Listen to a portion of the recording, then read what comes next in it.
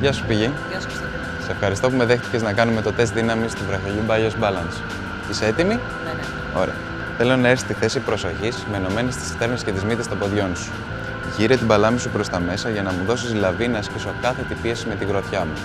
Θέλω να αντισταθείς όσο μπορείς, χωρίς να φεύγει το χέρι σου προς τα έξω. Αντιστάσου στην κάθετη πίεση που βάζω.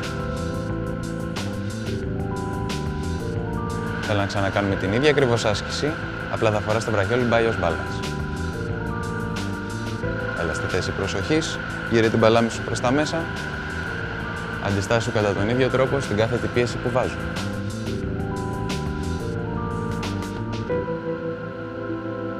Κάντε και εσείς το τεστ δύναμης του Bios Balance, όπως είπε η Πηγή The Veggie, και δείτε πόσο καλύτερα αντιδρά το σώμα σας.